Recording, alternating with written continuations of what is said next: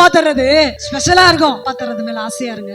ஒரு நல்ல ஒரு தகப்பனும் தாயும் இருந்தார்களாம். அவர்களுக்கு ஒரு செல்ல மகள் இருந்தாள். அவளை கடைக்கு அப்படியே கூட்டிட்டு போனாங்க. போகும்போது அந்த கடையில அழகழகான பொருட்கள் எல்லாம் வித்துட்டு இருந்துச்சு. அப்போ அந்த செல்ல மகள் பார்த்துட்டு அவளுக்கு ஒரு முத்து மாலை ரொம்ப பிடிச்சிருந்துச்சு. அந்த பாசி அழகா அந்த மாலையை பார்த்தோன்னே, அப்பா எனக்கு இது வேணும்னு சொன்னான். அப்பா அம்மா சொன்னாங்க, இது சாதாரண மாலைதாம்மா, இது உனக்கு வேணாம், காஸ்ட்லியானது, உண்மையான ரியல் முத்து மாலையை உனக்கு வாங்கி தர்றேன் அப்படின்னு சொன்னாங்க. உடனே அவ சொன்னா, வேணாம் வேணாம் வேணாம், எனக்கு இது ரொம்ப பிடிச்சிருக்குப்பா, எனக்கு இதுதான் வேணும்னு சொன்னான். அவங்க எவ்வளவோ புரிய வச்சு பார்த்தாங்க. இல்ல அது ரொம்ப சூப்பரா இருக்கும், பலபலன்னு மின்னும், ரொம்ப அழகா இருக்கும், பாக்குறவங்க எல்லாம் உன்ட்ட சொல்லுவாங்க, எவ்வளவோ சொல்லி பார்த்தாங்க. ஆனா அவளுக்கு புரியல. அவ சொன்னா, இல்ல டாடி, எனக்கு நான் பார்த்த இதுதான் டாடி வேணும்னு கேட்டா.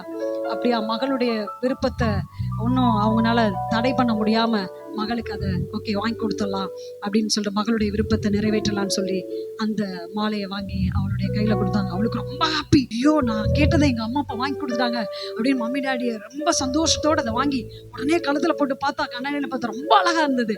அவளுக்கு ரொம்ப பிடிச்சிருந்துச்சு. அதை போட்டுட்டே ஸ்கூலுக்கு போனா, ஃப்ரெண்ட்ஸோட விளையாட போனா, அதை போட்டே தூங்குனா, குளிக்கும் போது அதை போட்டிருந்தா, அதை அவுத்து வைமா அப்படின்னா, நோ நோ நோ நோ, எனக்கு அதுதான் ரொம்ப பிடிச்சிருக்கு அப்படின்னு சொல்லிட்டு அது கூடவே இருந்தா. எல்லா நேரமும் அது அவளோட கழுத்துல தொங்கிட்டே இருந்துச்சு. டெய்லியும் அவங்க அப்பா அவளுக்கு கதை சொல்லி அவளை தூங்க வைப்பாங்க. மகளே மகளே, உனக்கு அப்பாவை பிடிக்குமா அம்மாவை பிடிக்குமா அப்படின்னு கேட்டாரு. உங்களை தான் டாடி ரொம்ப பிடிக்கும் அப்படின்னு சொன்னான். உடனே சொன்னாரு, என்னதானே ரொம்ப பிடிக்கும், அப்ப நான் சொல்றதெல்லாம் கேட்பதானே? ஆமா டாடி அப்படின்னா.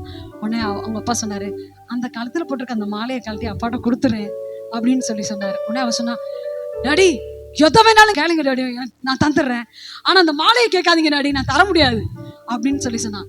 அதுக்கு பதிலா டாடி என்னோட பிங்கி பொம்மை இருக்கு, அதை எடுத்துக்கோங்க டாடி அப்படின்னு சொன்னான். உடனே அப்பா, ஓகே ஒன்றும் பரவாயில்ல செல்லம், பரவாயில்ல நீ வச்சுக்கோ அப்படின்னு விட்டாரு. நெக்ஸ்ட் டே கதை சொல்ல நேரம் வந்தது.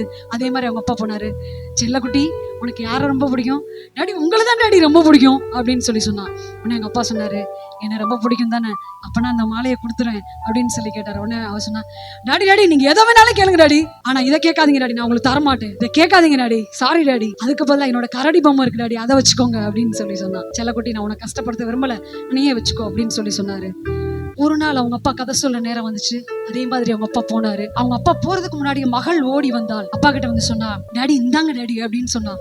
என்னன்னு பார்த்தா அவர் ரொம்ப நேசிச்ச அந்த மாலையை கொண்டு வந்து அவங்க அப்பா கிட்ட கொடுத்தா. டாடி இதுதானே நீங்க ரொம்ப நாளா கேட்டுட்டே இருந்தீங்க, நான் தரவே இல்லை, ஆனா இன்னைக்கு நான் இதை உங்கள்ட்ட கொடுத்துறேன் டாடி அப்படின்னு கொடுத்தா. பார்த்தா அது அப்படியே அந்த பாசியில உள்ள அந்த கிளிப்ஸ் எல்லாம் போய் அது ரொம்ப பழசாகி சில பாசியெல்லாம் உடைஞ்சு அப்படி இருந்தது.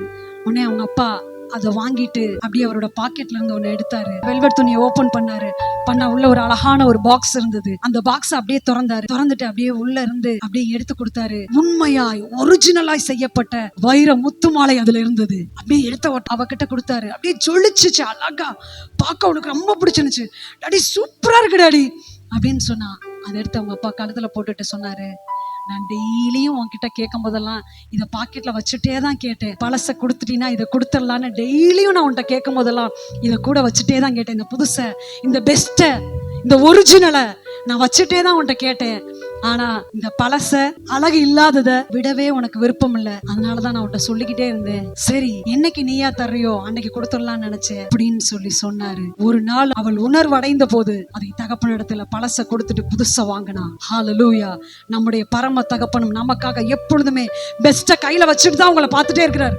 உனக்கு இதை தர நான் ரெடியா இருக்கிறேன், ஆனா நீங்க என்ன செய்யறது இல்ல, நம்ம என்ன செய்யறது இல்ல. நாம் எனக்கு பிடிச்சதுதான் வேணும், பழசே போதும்பா, எனக்கு இதே போதும் நம்ம சொல்றோம். ஆனா அவர் பெஸ்ட் ஒரிஜினலை கையில வச்சுட்டு தான் கேக்குறாரு. அந்த பழசை என்கிட்ட கொடுத்துரு, உனக்காக நான் புதுசு வச்சுட்டு தான் உன்னை கூப்பிடுறேன். அன்பு தேவனுடைய பிள்ளைகளே, நீங்களும் நானும் ஆராதிக்கிற நம்முடைய பரம தகப்பன் பெஸ்ட் தான் கொடுப்பார், புதுசு தான் கொடுப்பார், ஒரிஜினல் தான் கொடுப்பார். அவர் கொடுக்கறதுல டூப்ளிகேட் இருக்காது, அது பழசா இருக்காது, அது ஒரு நாள் பழசாவும் ஆகாது. இன்றைக்கும் நீங்கள் உணர்வடைந்தீர்களானால் உங்களிடத்துல இருக்கிற பழச தூக்கி போடுங்க, உங்களுடைய விருப்பங்களை தூக்கி போடுங்க.